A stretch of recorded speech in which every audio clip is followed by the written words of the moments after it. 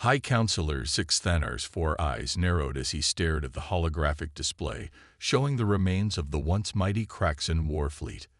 The purple-skinned alien leader had never expected to see such complete destruction of one of the galaxy's most feared military forces. His upper hands clasped together, while his lower ones adjusted his ceremonial robes, a nervous habit he had developed over his 3 centuries of life. How? He asked the empty council chamber. How did these humans, barely space-capable by our standards, defeat the Kraxan? The answer, he decided, lay in proper analysis. The Galactic Council had the most advanced quantum supercomputers in known space. Surely they could break down and understand the humans' primitive yet somehow effective tactics. Carol Baker sat at her workstation in the Human Studies Division, her fingers moving quickly across the holographic keyboard. As a senior analyst for the Galactic Council, she had studied many species, but humans fascinated her the most. The small woman with short brown hair had earned her position through careful attention to detail, and today's task would need all of her skills. Begin data input sequence for human military analysis, she spoke clearly to her computer. Focus on the human Kraxan war, all battles and engagements. Processing.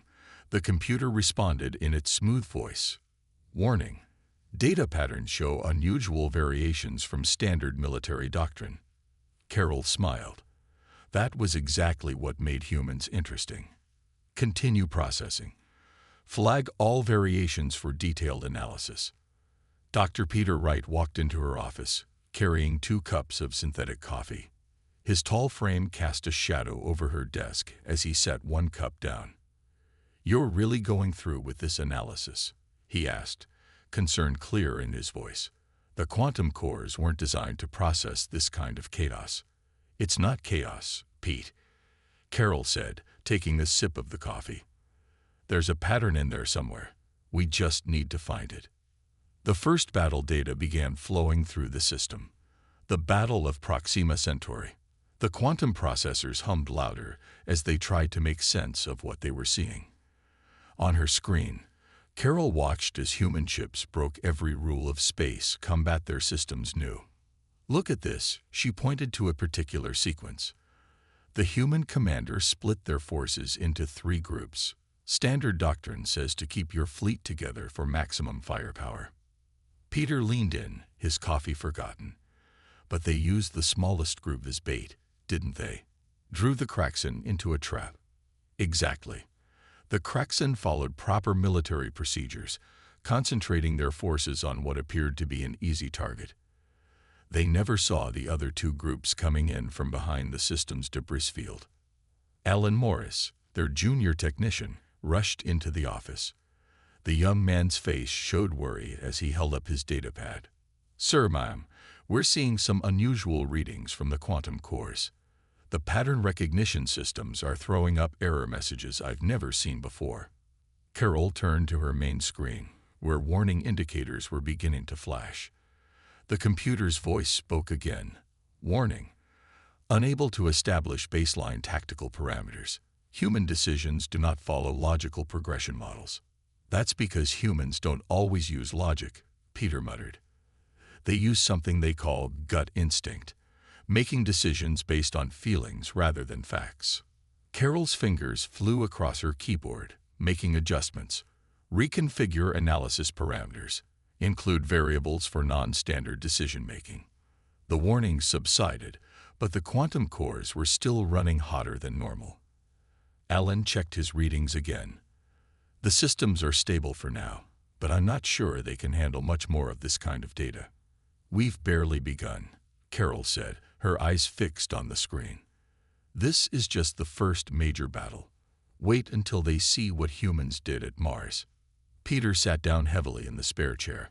"You mean when they used their own damaged ships as guided missiles? The Kraxan didn't expect that. No race would deliberately sacrifice their own vessels that way." "Humans call it thinking outside the box," Carol explained. "They take pride in finding solutions that others wouldn't consider." As they talked, more data flowed into the systems. The quantum cores processed thousands of decisions made during the war, trying to find patterns, trying to understand the human way of thinking. With each passing hour, the computers struggled more. High Counselor Zixthaner received the first progress report that evening. His aide found him still in the council chamber, staring at the holographic display of battle data. "High Counselor," the aide said softly, "the Human Studies Division reports that the analysis is proving difficult." Difficult. Zixthaner turned all four eyes to his aide. "These are the most advanced computers in the galaxy. How can analyzing primitive human warfare be difficult?" "Sir, they say the humans don't follow any known patterns. Their tactics seem random, illogical, yet somehow effective. The quantum cores are having trouble processing the contradictions." Zixthaner waved his upper hands dismissively. "Increase processing power. Assign more cores to the task. I want answers, not excuses. How did these humans defeat the Kraxen? How do they think? What makes them so dangerous?" Back in her office, Carol received the order to increase processing power. She looked at Peter and Ellen, who both shook their heads. "The cores are already running at 85% capacity," Ellen said. "Adding more power might destabilize the whole system." Carol took a deep breath. "We have our orders. Increase power to all cores. Let's see what happens when we feed them the data from the Mars defense campaign." As she entered the commands, the quantum processor's hum turned into a high-pitched whine. On her screen, battle data flowed faster and faster. The computers tried desperately to understand how a vastly outnumbered human fleet had managed to defeat the Kraxen's best ships. Warning lights began flashing across all their monitors. The computer's voice came again, but this time it sounded strained. "Error. Tactical analysis failed. Human decisions exceed standard parameters. Unable to establish logical pattern recognition." "Look at these readings," Alan said, his voice filled with awe. "The quantum cores are trying to create new categories just to handle the human data. I've never seen anything like it." Peter watched the screens with growing concern. "They're trying to quantify human intuition, trying to find logic in gut feelings. It's like trying to measure poetry with a ruler." Carol nodded, her eyes fixed on the streams of data. "That's what makes humans so special. They don't just think differently. They think in ways that can't be measured or predicted." As the first day of analysis drew to a close, the quantum cores continued their struggle to understand human warfare. In his chamber, High Counselor Zixthaner waited for answers that would not come. And somewhere, in the vast database of battle records, the story of humanity's most incredible victories waited to be analyzed. Victories that would soon push the most advanced computers in the galaxy beyond their breaking point. None of them knew it yet, but this was just the beginning.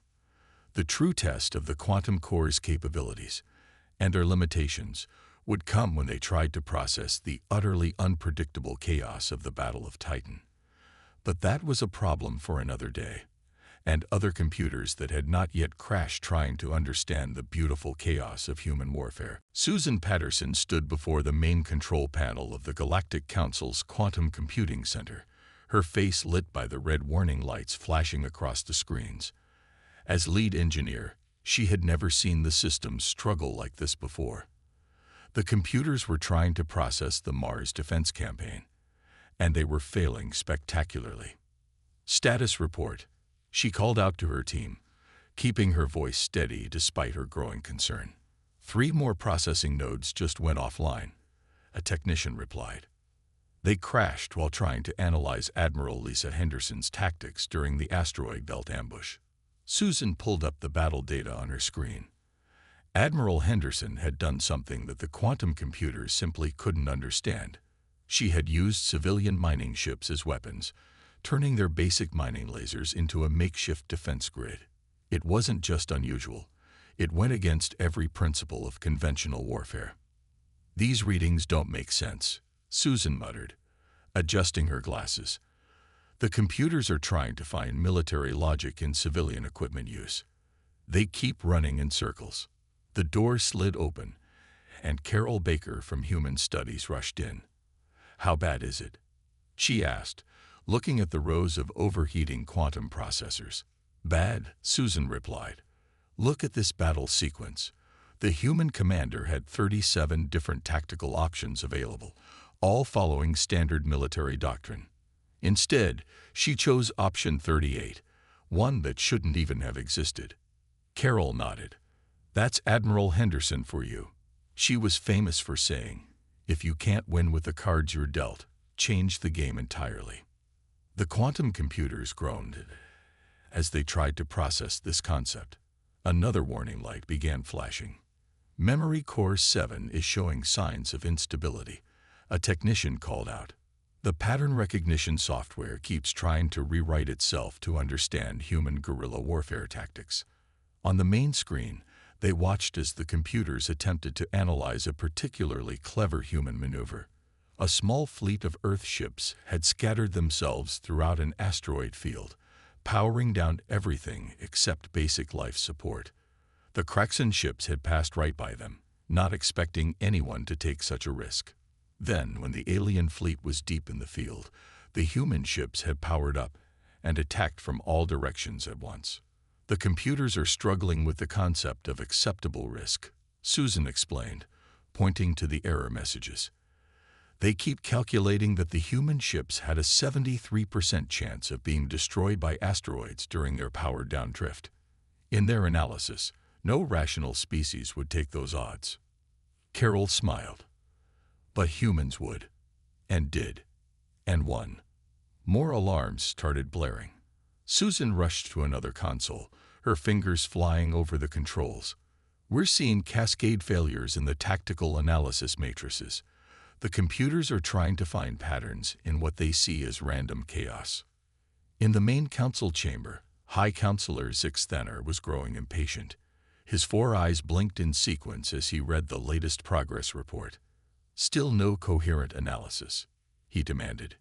His aide shifted nervously. "The quantum cores are struggling, sir. They've processed thousands of battle scenarios, but they can't seem to find any consistent patterns in human military behavior." "That's impossible," Zixthaner snapped. "Every species has patterns. Every military follows logical progressions. These are simply primitives with primitive weapons. How can they be so hard to understand?" Back in the computer center, Susan and Carol watched as another processing node went dark. The remaining cores were working harder to compensate, their cooling systems struggling to keep up. "Look at this battle," Carol pointed to a new data stream. "This is where things really get interesting. The Battle of Saturn's Rings." Susan pulled up the file. The computers immediately began generating error messages as they tried to process what they were seeing. They used their own communication satellites as weapons. Susan asked in disbelief. "They deliberately created a debris field to damage the Kraxan ships." Carol nodded. "Humans call it weaponizing the environment. They turned Saturn's rings into a giant shrapnel field. The Kraxan fleet never expected it. Their shields were calibrated for energy weapons, not millions of ice and rock particles moving at orbital velocities. The quantum cores were now running at 95% capacity, their processing chambers glowing with heat. They were trying to analyze not just the tactics, but the thinking behind them. How did humans come up with these ideas? What made them look at a communication satellite and see a weapon? "We're seeing some strange patterns in the neural network," a young technician reported. "It's like the computers are developing new pathways just to try to understand human thinking." Susan leaned in to look at his screen. "They're evolving," she said softly. "The quantum cores are actually evolving, trying to match human unpredictability." In another part of the facility, the emergency cooling systems kicked in automatically.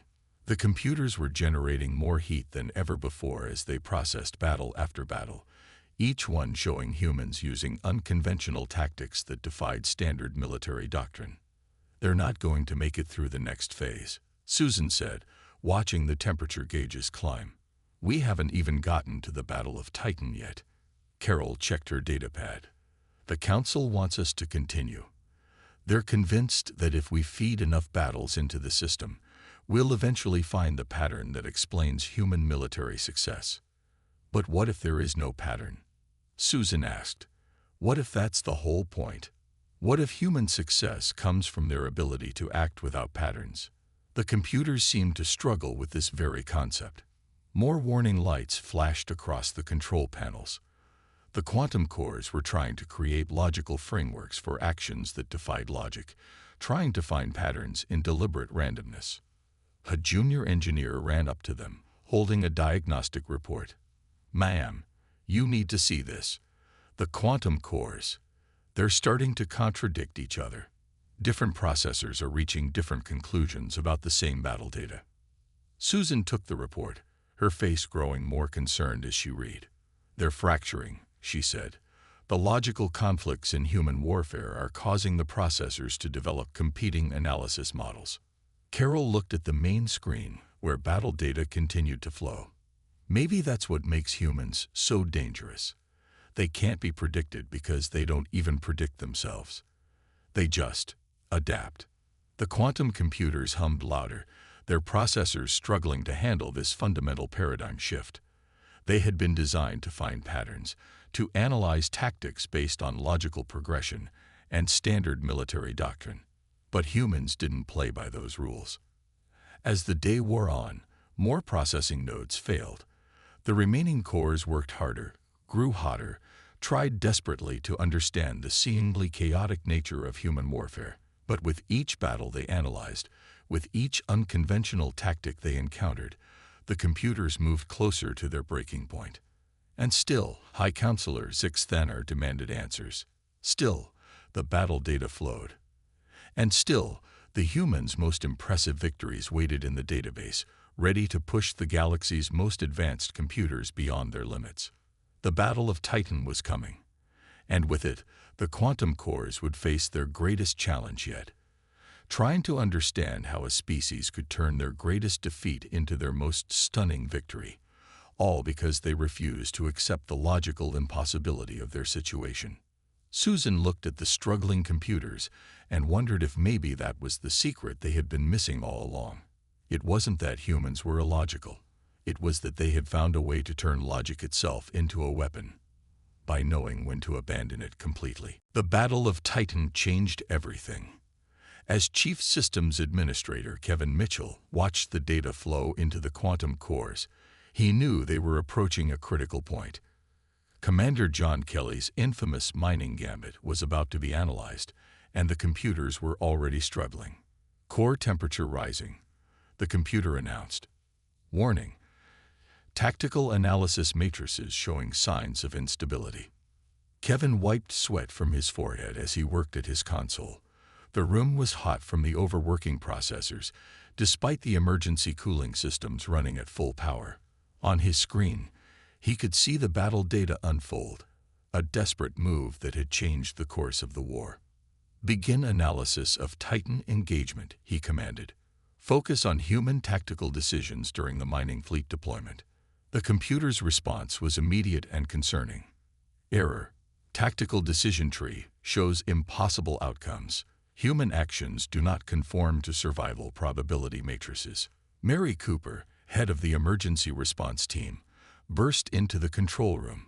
Her usual neat appearance was disheveled, showing signs of the long hours everyone had been working. "Kevin, we're seeing dangerous power fluctuations in the quantum cores. What are they processing?" "The Titan scenario," he replied, not taking his eyes off the screen. "When Commander Kelly turned those mining ships into weapons, the computers can't handle it." On the main display, they watched as the battle replay showed human mining vessels, their holds full of refined titanium and iron, deliberately crashing into cracks in warships. The quantum computers tried to process the logic of sacrificing valuable resources and civilian ships as weapons. "Processing error," the computer announced, unable to reconcile economic value calculations with tactical decisions. Mary rushed to a nearby console. "The computers are trying to calculate the cost-benefit analysis, but they're stuck in a loop. They keep coming back to the same conclusion, that no rational species would sacrifice so many resources. But that's exactly what made it work," Kevin said. The Kraxan had the same thought. They never expected humans to use their own mining fleet as kinetic weapons. The quantum cores were now running hotter than ever before. Warning lights flashed across every console as the computers tried to understand how a decision that defied every logical parameter had led to victory. In the main council chamber, High Counselor Zixthaner received urgent messages from multiple departments. His aide looked more nervous than ever. "Sir," the aide said, "the Quantum Computing Center reports severe system instability. They recommend stopping the analysis immediately." Zixthanar's 4 eyes narrowed. "Denied. We must understand how these humans think. Continue the analysis." Back in the control room, Kevin and Mary watched as more error messages filled their screens. The quantum cores were attempting to create new analytical frameworks to understand human decision-making, but each new framework contradicted established military doctrine. "Look at this," Mary pointed to a particular data stream. "Commander Kelly didn't just sacrifice the mining ships. He waited until they were right next to the Kraxen's flagship." Kevin nodded.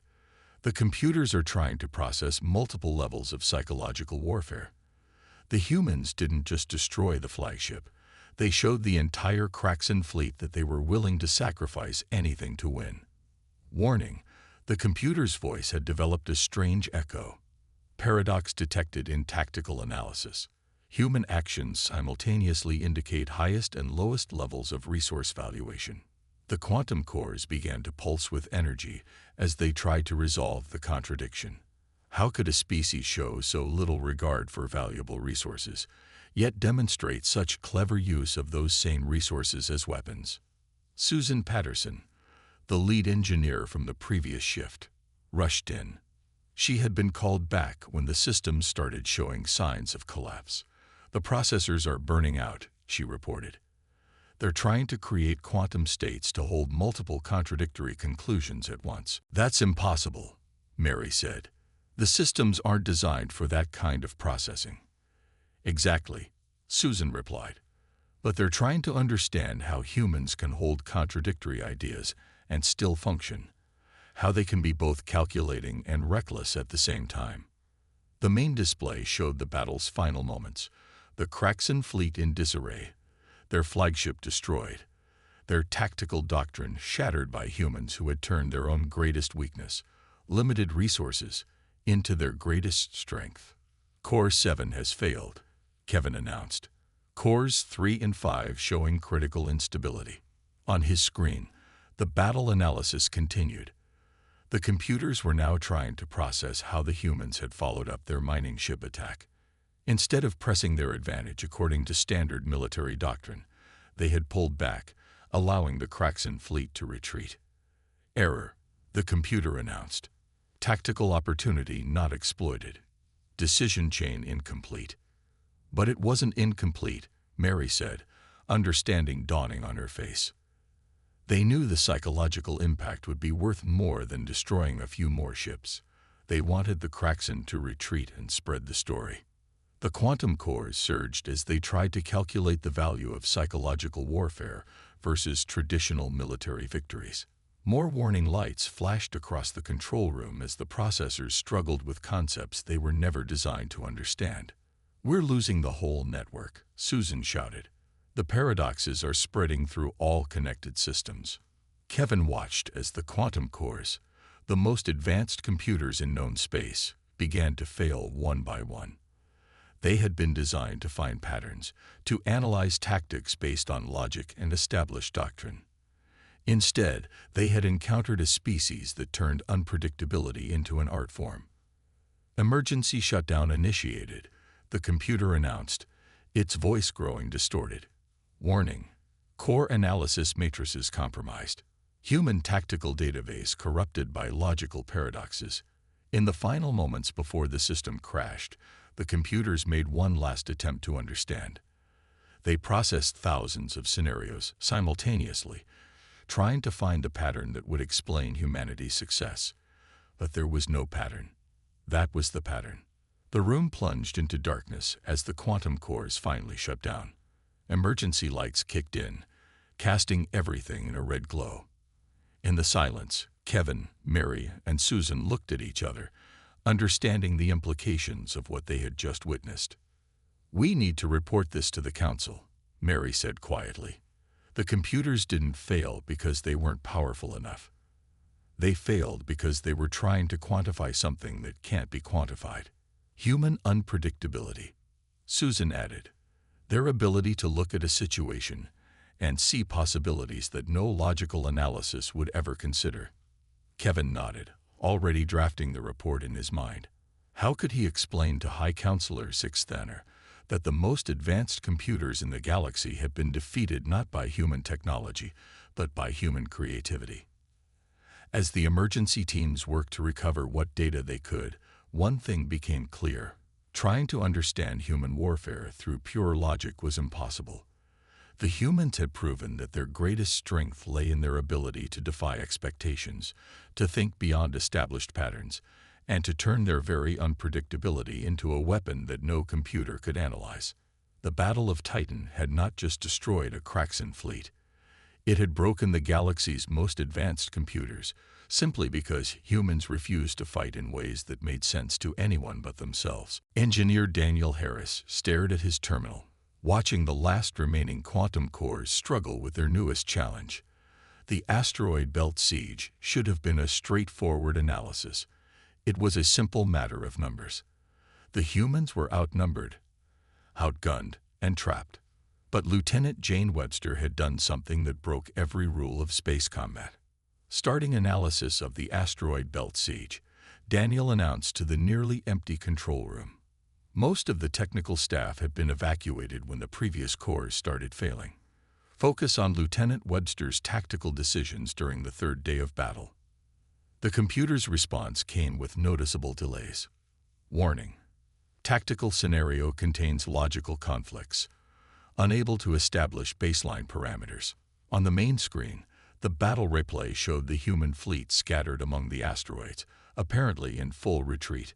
The Kraxan ships followed, their formation perfect according to standard military doctrine. That's when Lieutenant Webster had sprung her trap. "They're having trouble with the dust clouds," said Carol Baker, who had stayed despite the evacuation orders. She pointed to a series of error messages. "The computers can't understand why anyone would deliberately create a debris field in their own space." Daniel nodded. "Webster used mining explosives to shatter dozens of small asteroids, created a cloud of rock dust so thick it blocked all sensors. The Kraxan fleet couldn't see anything. But neither could the humans," Carol added. "That's what the computers can't process. Webster blinded her own forces along with the enemy." The quantum cores hummed louder as they tried to analyze this decision. More warning lights began flashing across the control panel. "Error," the computer announced. "Tactical decision creates equal disadvantage for all forces. Purpose unclear." But Webster had known exactly what she was doing. The human ships had pre-programmed their routes through the dust cloud, while the Kraxan fleet had to navigate blind. In the confusion, the smaller human vessels slipped past the Kraxan's heavy warships, attacking from point-blank range, where the larger ships' weapons couldn't track them effectively. "The computers are trying to calculate the risk-reward ratio," Daniel explained, watching the numbers scroll past.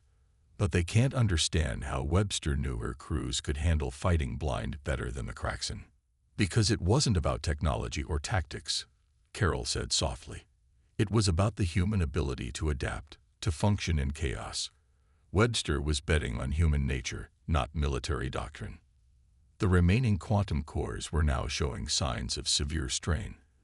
They had been running hot for days, trying to process battle after battle of humans defying conventional military wisdom. Now they faced a scenario where a commander had deliberately created chaos as a weapon. In his private chamber, High Counselor Sixthanner received the latest system status report. His aide stood nervously as all four of the counselor's eyes scanned the document. 7 quantum cores have already failed, the aide reported. The remaining 3 are showing critical instability. "Sir, perhaps we should continue the analysis," Sixthanner interrupted. "We must understand how these humans think, how they fight, what makes them so dangerous." Back in the control room, Daniel and Carol watched as another core failed, its processors burning out as they tried to reconcile human intuition with logical analysis. "Look at this sequence," Carol pointed to a new data stream. After creating the dust cloud, Webster split her forces into pairs.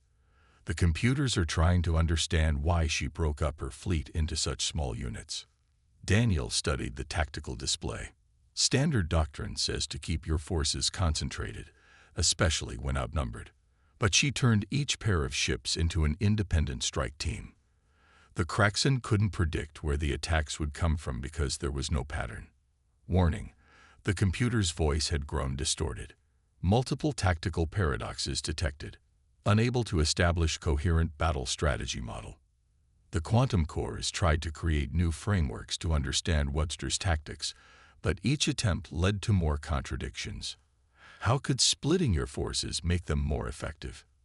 How could reducing visibility benefit the weaker fleet? How could creating chaos be a valid military strategy? Core 9 has failed, Daniel announced. Only 2 left.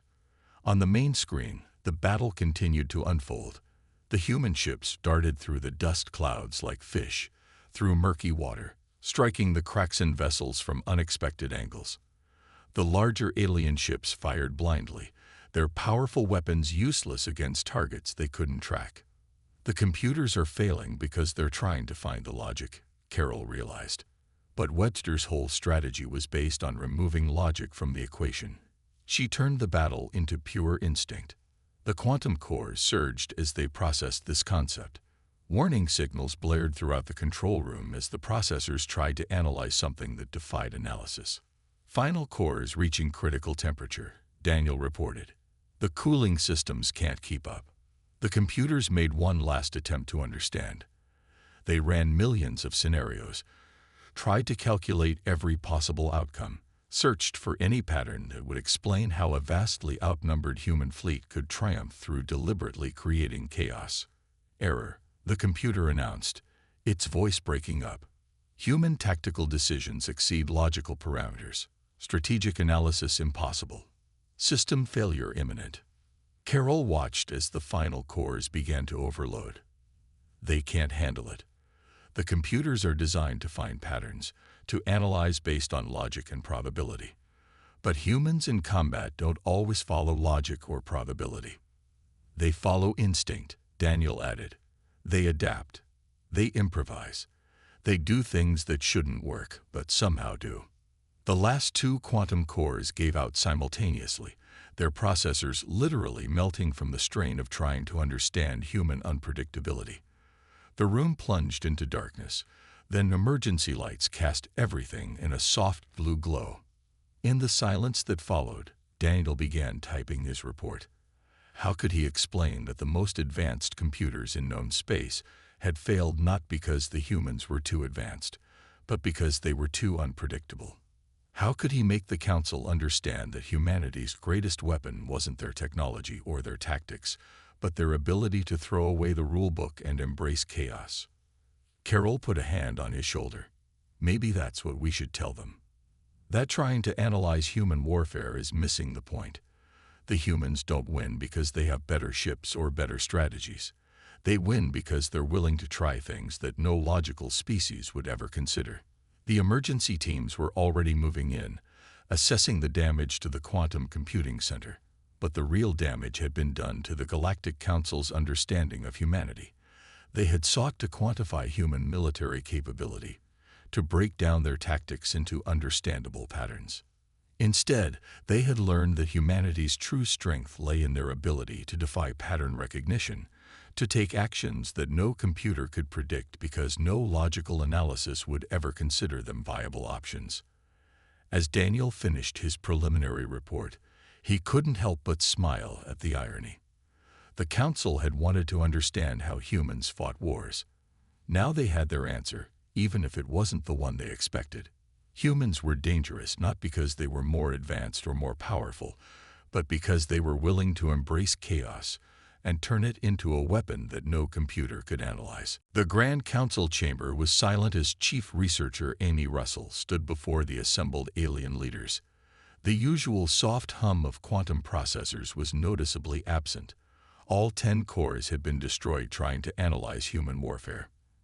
Now she had to explain why the most advanced computers in the galaxy had failed. Honorable Council members, Amy began, her voice steady despite her nervousness. I stand before you with the final analysis of human military capabilities. Though perhaps analysis is not the correct word. High Counselor Zixthaner leaned forward, all 4 of his eyes focused intently on her.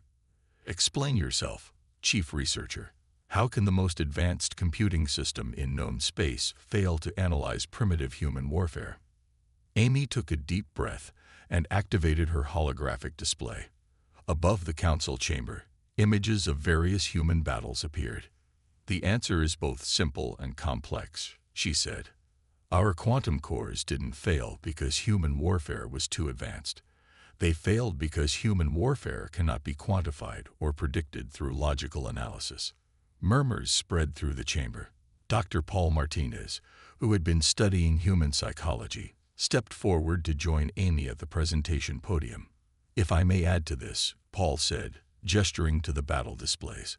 What we've discovered is that human military success doesn't come from superior technology or tactics. It comes from their ability to act in ways that no logical species would predict or even consider. The holographic display shifted to show Lieutenant Webster's infamous dust cloud battle. Consider this engagement, Amy continued. Our computers tried to analyze why a commander would deliberately blind their own forces. They attempted to calculate the tactical advantage of such a move. But they couldn't, because the advantage wasn't tactical, it was psychological. Psychological? Asked one of the council members. What do you mean? Paul stepped in to explain. Humans have a unique ability to function in chaos. Lieutenant Webster didn't just create a dust cloud. She created an environment where human adaptability could overcome cracks in military doctrine. The computers couldn't analyze this, because they were looking for logical patterns in what was essentially an exercise in controlled chaos.